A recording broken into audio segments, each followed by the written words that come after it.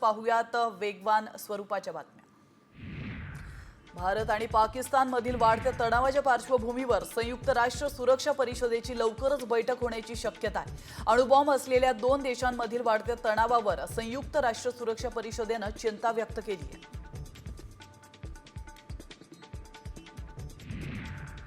भारतात राहणाऱ्या सर्व पाकिस्तानी नागरिकांना देश सोडण्याचे आदेश देण्यात आलेत। मात्र 6 कथित पाकिस्तानी नागरिकांनी सुप्रीम कोर्टात धाव घेतली आहे। आम्ही भारतीय नागरिक आहोत, आमच्याकडे भारतीय पासपोर्ट आहे, आधार कार्ड देखील आहे, असा दावा याचिकेतून करण्यात आलाय। त्यामुळे या 6 नागरिकांच्या पाकिस्तानात परत पाठवण्यावर सुप्रीम कोर्टाने सध्या स्थगिती दिली आहे।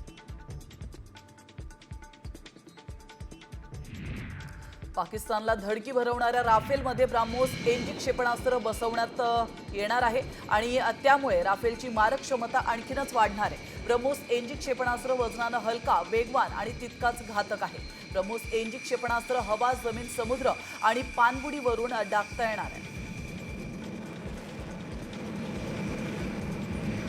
भारताकडून हल्ल्याच्या भीतीने पाक व्याप्त काश्मीरमध्ये भीतीचं वातावरण आहे।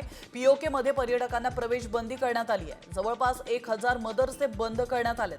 हॉटेल्स आणि गेस्ट हाऊस मध्ये सैन्य पाहायला मिळतोय। तर भारताच्या भीतीमुळे पीओके मध्ये आणीबाणी सारखी परिस्थिती निर्माण झाली आहे।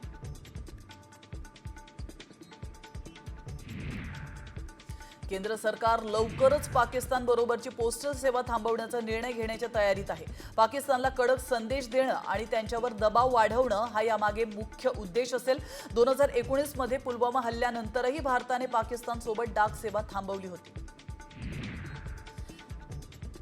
भारत आणि पाकिस्तानमधील वाढत्या तणावाच्या पार्श्वभूमीवर अमेरिकेने भारतासोबत मोठा लष्करी करार केला। या करारानुसार 1100 कोटींची शस्त्र अमेरिका भारताला देणार आहे। हा करार इंडो पॅसिफिक समुद्री क्षेत्राच्या संरक्षण सहकार्याचा भाग असेल आणि या करारामुळे भारताची समुद्र क्षमता मोठ्या प्रमाणावर वाढणार आहे। पहलगाम येथील दहशतवादी हल्ल्याचा प्राथमिक तपास अहवाल हा एनआयए कडून तयार करण्यात आलाय। लष्कर-ए-तैयबा आयएसआय लष्कराने कट रचला असं एनआयएच्या तपासामध्ये समोर आलंय। त्याचप्रमाणे दहशतवाद्यांनी बेताब व्हॅलीमध्ये शस्त्र लपवली होती असं देखील तपासामध्ये उघड झालंय। पहलगाम हल्ल्यानंतर भारतावर सायबर अटॅकचा धोका निर्माण झालाय। भारतावर 10 लाखांहून अधिक वेळा सायबर हल्ले करण्यात आलेत। पाकिस्तानसह अन्य देशांमधील भारतीय वेबसाईट आणि पोर्टल्सना लक्ष्य करण्यात आलेला आहे। अनेक हॅकिंग गटांनी इस्लामिक गट असल्याचा दावा केला। भारताच्या प्रत्युत्तराच्या भीतीने पीओकेतील मदरसे 10 दिवस बंद ठेवण्यात आले। पीओके मध्ये 1000हून अधिक मदरसे आहेत, ते 10 दिवसांसाठी बंद ठेवण्यात आले। राजस्थानच्या जैसलमेरमधून एका पाकिस्तानी गुप्तहेराला बेड्या ठोकण्यात आल्या। सुरक्षा एजन्सीने याला 1 महिन्यापूर्वी अटक केली होती। पठाण खान असं या पकडण्यात आलेल्या आरोपीचं नाव आहे। आरोपी पठाण खान पाकिस्तानी गुप्तहेर एजन्सी आयएसआय सोबत काम करत होता आणि त्यानं भारत-पाक सीमेलगत असलेल्या संवेदनशील भागांची माहिती पाकिस्तानला दिल्याची माहिती आहे।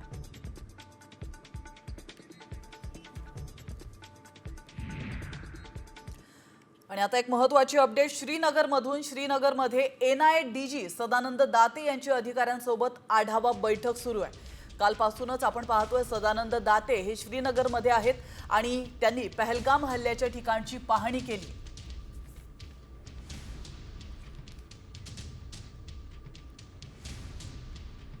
आणि आता अजून एक महत्त्वाची बातमी। भारत आणि पाकिस्तानमधील वाढत्या तणावाच्या पार्श्वभूमीवर संयुक्त राष्ट्र सुरक्षा परिषदेची लवकरच बैठक होण्याची शक्यता आहे। अणुबॉम्ब असलेल्या दोन देशांमधील वाढत्या तणावावर संयुक्त राष्ट्र सुरक्षा परिषदेने चिंता व्यक्त केली आहे।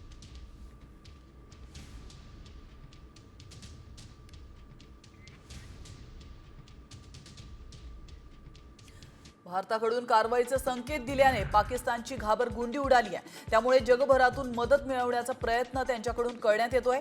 त्यामध्ये 57 मुस्लिम राष्ट्रांची संघटना असणाऱ्या ओआयसीने पाकिस्तानला साथ देण्याची घोषणा केली आहे। तर ओआयसी कडून भारताकडून कारवाई हा शांततेसाठी मोठा धोका असल्याचं म्हटलंय।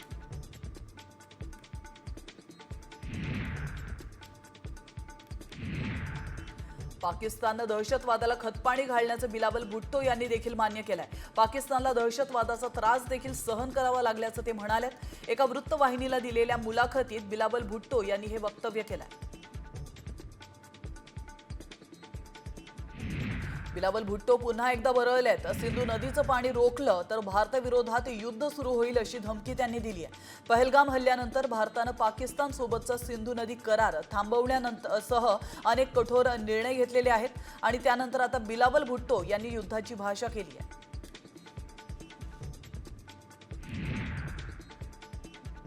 पाकिस्तानचे लष्कर प्रमुख जनरल असीम मुनीर यांनी पुन्हा एकदा भारताला धमकी दिली आहे। टिल्ला फील्ड फायरिंग रेंज या ठिकाणी पाकिस्तानी लष्कराच्या युद्ध सरावादरम्यान त्यांनी टँकवर चढून भारताविरोधात आक्रमक वक्तव्य केलंय। भारतानं कुठलाही प्रकारचा हल्ला केल्यास त्याला पाकिस्तान चोख प्रत्युत्तर देईल असा इशारा मुनीर यांनी दिलाय। पाकिस्तानच्या कुरापती अजूनही सुरूच आहेत। पाकिस्तानकडून एलओसीवर पुन्हा गोळीबार करण्यात आलाय। पाकिस्तानने पुन्हा शस्त्रसंधीचं उल्लंघन केल्याचं पाहायला मिळालं।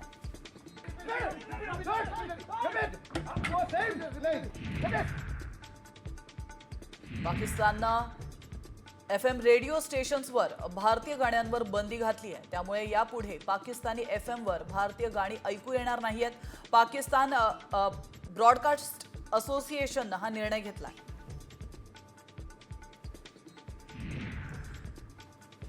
तर अझरबैजान देशानं पाकिस्तानला खुला पाठिंबा दिलेला आहे। तर पहलगाम हल्ल्याची आंतरराष्ट्रीय चौकशी करण्याची मागणी अझरबैजाननं केली आहे। युद्धाऐवजी संवादातून तोडगा काढण्यावर भर देण्याचं आवाहन देखील अझरबैजाननं केलंय। यापूर्वी तुर्की आणि चीनने पाकिस्तानला पाठिंबा दिल्याचं समोर आलं।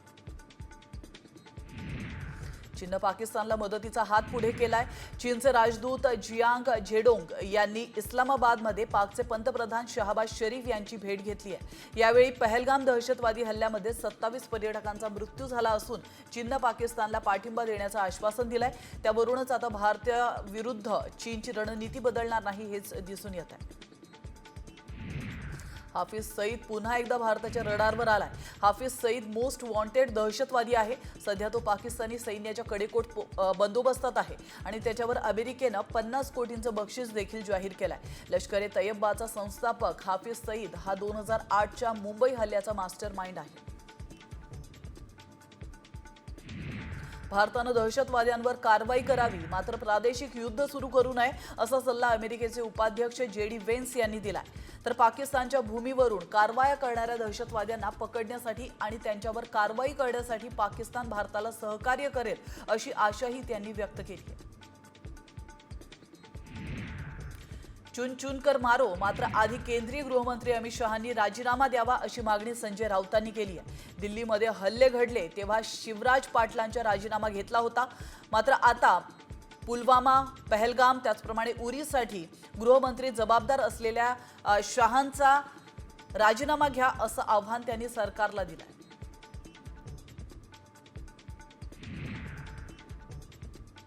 पहलगाम दहशतवादी हल्ल्यानंतर भारत सरकार जी भूमिका घेईल त्याला आमचा पाठिंबा असेल अशी भूमिका शरद पवार यांनी मांडली आहे। मात्र या भूमिकेशी ठाकरे गटाचे खासदार संजय राऊतांची फारकत असल्याचं दिसतंय। तुम्ही सरकारच्या चुकांनाही समर्थन देणार आहात का असा सवाल राऊतांनी केला। पहलगाम हल्ल्याच्या पार्श्वभूमीवर सरकारच्या भूमिकेवरून ठाकरे गटाच्या मुखपत्रातून पंतप्रधान मोदींचं कौतुक करण्यात आलंय। त्याच वेळी विरोधकांना सल्ला देखील दिलाय। पहलगाम हल्ल्याच्या पार्श्वभूमीवर संसदेचं विशेष अधिवेशन घेऊन काय साध्य होणार असा सवालही विचारण्यात आलाय। पाकिस्तानला धडा शिकवणार का असे प्रश्न मोदींना विचारण्याचा मूर्खपणा विरोधकांनी करू नये असंही म्हटलंय।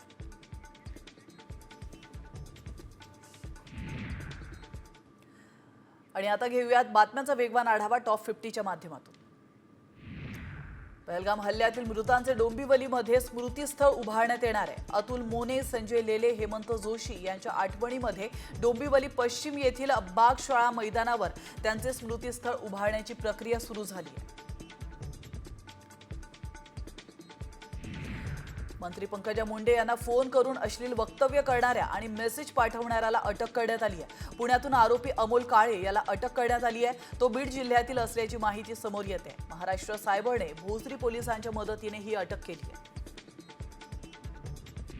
राष्ट्रवादी काँग्रेसचे आमदार जितेंद्र आव्हाड यांना धमकीचा मेल आलाय। सुमित देशमुख नावाचा व्यक्तीने ही धमकी दिल्याची माहिती समोर येते।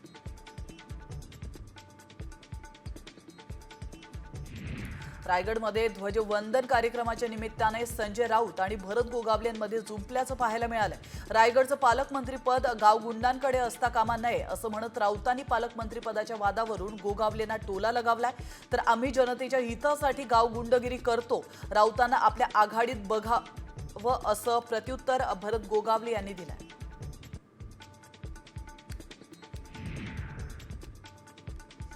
भाजपा आमदार अतुल भातखळकर यांनी मुंबईच्या कांदिवली पूर्वेकडील पोईसर नदीच्या रुंदीकरणाच्या कामाची पाहणी केली आहे। 15 मे पूर्वी नदीतील गाळ काढून रुंदीकरणाचंही काम पूर्ण होईल अशी माहिती यावेळी पालिका अधिकाऱ्यांनी भातखळकरांना दिली।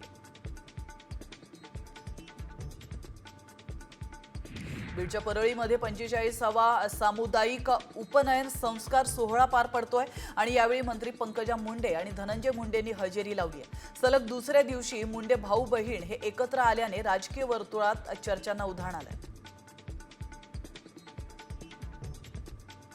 महायुती सरकारनं सत्तेत येण्यापूर्वी शेतकऱ्यांच्या कर्जमाफीबाबत जाहीरनाम्यामध्ये घोषणा केली होती। मात्र सत्तेत आल्यानंतर निधीचं कारण देत शेतकऱ्यांच्या कर्जमाफी संदर्भात कुठलाही निर्णय घेण्यात आलेला नाहीये। या संदर्भात सातत्याने विरोधकांकडून टीका होत असताना आज उपमुख्यमंत्री अजित पवारांनी शेतकऱ्यांच्या कर्जमाफीवर अक्षरशः हात झटकलेत। शेतकऱ्यांच्या प्रश्नावर अमरावतीमध्ये शिवसेना ठाकरे गट आक्रमक झालाय। पश्चिम विदर्भातील 4 जिल्ह्यांमध्ये शेतकऱ्यांच्या विविध मागण्यांसाठी ट्रॅक्टर मोर्चा पार पडतोय। संपूर्ण कर्जमाफी, पीक विमा, शेतमालाला भाव, शेतीला तार कंपाऊंड, वीज बिलासह शेतकऱ्यांच्या अनेक मागण्यांसाठी हा मोर्चा आयोजित करण्यात आला।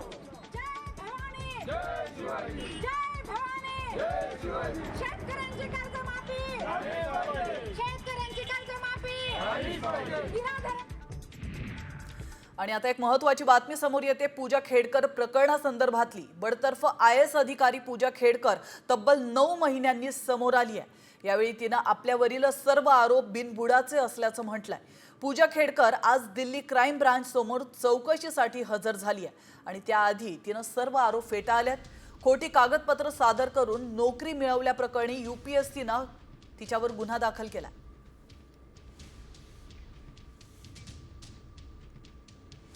मला इथे हे क्लिअर करायचं की मीडिया समोर किंवा बाकी अधिकाऱ्यांसमोर खूप मिसइन्फॉर्मेशन पोहोचलेली आहे की अटेम्प्ट जास्त दिले, नाव बदललंय, हे सगळे म्हणजे एकदम खोटे आहेत। हा कधीपासून गुन्हा झाला हे मला खूप मोठं आश्चर्य वाटतं की आईचं नाव लावल्यामुळे मला ते म्हणजे ह्या गोष्टी माझ्यावर बोलल्या गेल्या। तर पूजा खेडकरनं माध्यमांसमोर आरोप फेटाळले तरी तिची लवकर सुटका होणार नाही अशी प्रतिक्रिया सामाजिक कार्यकर्ते विजय कुंभार यांनी व्यक्त केली आहे। या प्रकरणामध्ये जे लोक सहभागी आहेत त्यांची देखील नावं बाहेर येतील असंही त्यांनी म्हटलंय। तसंच या प्रकरणामध्ये सुप्रीम कोर्टात जाणार असल्याची माहिती देखील त्यांनी दिली।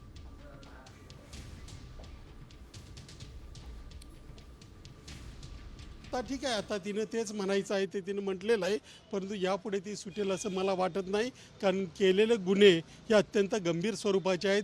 म्हणजे वडिलांचं उत्पन्न लपवणं, फॅमिलीचं उत्पन्न लपवणं, खोटं आधार कार्ड देणं, खोटं सर्टिफिकेट देणं, खोटं जातीचे दाखले मिळवणं, खोटं वैद्यकीय प्रमाणपत्र मिळवणं, ह्या सगळ्या गोष्टी आहेत त्याच्या विरोधात आहेत। परंतु तिने ते आत्ता कबूल करणं अपेक्षित पण नाही, परंतु योग्य वेळेला त्याचा न्याय होईल। पुन्हा घेऊयात बातम्यांचा वेगवान आढावा टॉप 50 न्यूज। मंत्री जयकुमार गोरे बदनामी प्रकरणामध्ये रामराजेंना चौकशीसाठी समन्स बजावण्यात आलाय। साताऱ्याच्या वडूज पोलिसांनी रामराजेंना समन्स बजावलाय। उद्या सकाळी 11 वाजता पोलीस ठाण्यामध्ये उपस्थित राहण्याचे आदेश रामराजेंना देण्यात आले। त्यामुळे रामराजे नाईक निंबाळकरांना मोठा धक्का मिळाला। मे महिना उजाडला तरी लाडक्या बहिणींना अजूनही एप्रिलच्या हप्त्याची प्रतीक्षा आहे। एप्रिल महिन्याचा हप्ता खात्यामध्ये कधी जमा होणार याबाबत अजूनही स्पष्टता नाहीये। एकीकडे महिला आणि बाल विकास विभागाने कामगिरीमध्ये प्रथम क्रमांक पटकावलेला आहे, तर दुसरीकडे मात्र लाडक्या बहिणी एप्रिल महिन्याच्या हप्त्याच्या प्रतीक्षेत आहेत। उत्तराखंडमधील केदारनाथ धामचे दरवाजे आज उघडण्यात आले. हिवाळ्यातील 6 महिन्यांच्या विश्रांतीनंतर केदारनाथ मंदिराचे दरवाजे भाविकांसाठी खुले करण्यात आले. यावेळी मंदिराला रंगीबिरंगी फुलांनी सजवण्यात आलेलं आहे. हे सजवलेलं मंदिर पाहून भक्तांच्या डोळ्याचं पारणं फिटत आहे.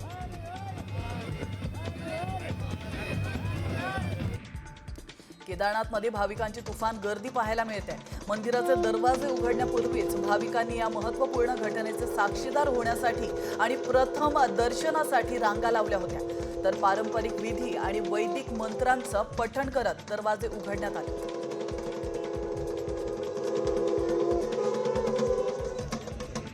पंढरपूरच्या आषाढी वारीचं वेळापत्रक जाहीर झालंय. संत तुकाराम महाराज पालखी सोहळा 18 जून रोजी सुरू होईल. याच तारखेला पालखी देहूतून प्रस्थान करेल. तर संत ज्ञानेश्वर महाराज पालखीचं प्रस्थान 19 जून रोजी होणार आहे. तर ज्ञानोबा रायांची पालखी रात्री 8 वाजता आळंदीमधून प्रस्थान करेल. 5 जुलै रोजी दोन्ही पालख्या पंढरपूरमध्ये पोहोचणार आहेत.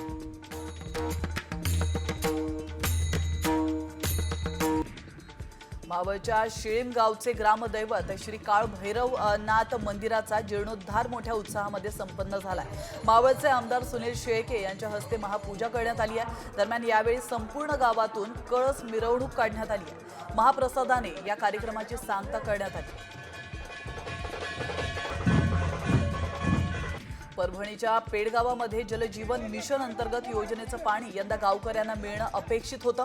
मात्र अद्यापही पाणी मिळालेलं नाही. कुणीही प्रश्न सोडवत नसल्यानं संतप्त गावकऱ्यांनी थेट पाण्याच्या टाकीवर चढून उडी मारण्याचा प्रयत्न केलाय. गावातील नागरिक, पोलीस, ग्रामसेवक यांनी लेखी आश्वासन दिल्यानंतर ग्रामस्थ गणेश देशमुख टाकीवरून खाली उतरले. पुणे शहरातील लोहगाव खराडी या दोन्ही परिसरांना जोडणाऱ्या अवघ्या 300 मीटरचा रस्ता पूर्णपणे खचलाय. या रस्त्याचं काम जोपर्यंत होत नाही तोपर्यंत आमरण उपोषणाचा पवित्रा शरदचंद्र पवार पक्षाचे आमदार बापू पठारे यांनी घेतलाय. बापू पठारे हे त्यांचे काही कार्यकर्ते आणि स्थानिकांसोबत या 300 मीटर रस्त्याजवळ आंदोलनाला बसले. पुणे महानगरपालिकेमध्ये नव्याने समाविष्ट झालेल्या 23 गावातील कर्मचाऱ्यांनी आज विविध मागण्यांसाठी महानगरपालिकेच्या गेटवर आंदोलन केलंय. जवळपास 400 पेक्षा जास्त कर्मचारी आज या आंदोलनामध्ये सहभागी झाले होते. या आंदोलनाला शासन नियुक्ती नगरसेवकांनी देखील पाठिंबा दिला.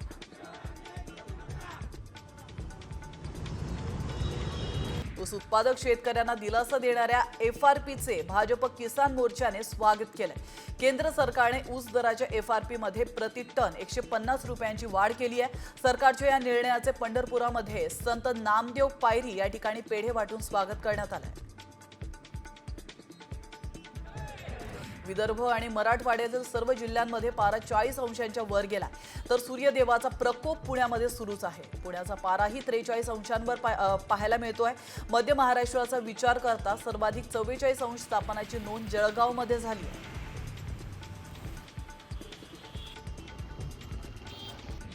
नंदुरबार जिल्ह्यामध्ये तापमानाचा कहर पाहायला मिळाला. उन्हाच्या या तीव्रतेमुळे तलावातील मासेही मृत अवस्थेमध्ये आढळले आहेत. नंदुरबार जिल्ह्यातील समशेरपूर गावामध्ये हा प्रकार घडलेला आहे. नंदुरबार जिल्ह्यामध्ये गेल्या 2 आठवड्यांपासून तापमानाचा पारा 43 अंश सेल्सिअसवर गेला.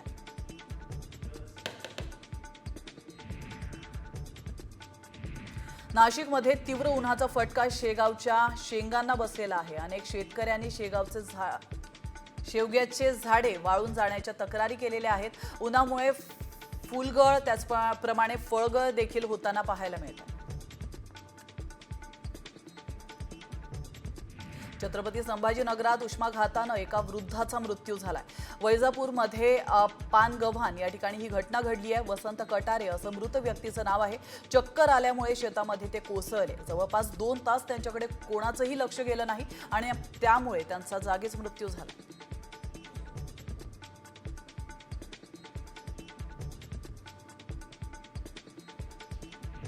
महाराष्ट्रातील किल्ल्याचं संरक्षण आणि स्वच्छता संवर्धनासाठी राजा शिव छत्रपती परिवाराच्या वतीने गडकिल्ले स्वच्छता मोहीम राबवण्यात येते. ही संस्था महाराष्ट्रामध्ये 32 जिल्ह्यांमध्ये कार्यरत आहे. तर महिन्यातील 1 रविवार गड किल्ल्यावर ही स्वच्छता मोहीम राबवण्यात येते. शिर्डी मतदारसंघातील अस्तगाव या ठिकाणी गोदावरी उजवा कालव्याचं बांधकाम माती भरण आणि विस्तारीकरणाच्या कामाचा शुभारंभ केंद्रीय जलशक्ती मंत्र्यांच्या हस्ते झालाय.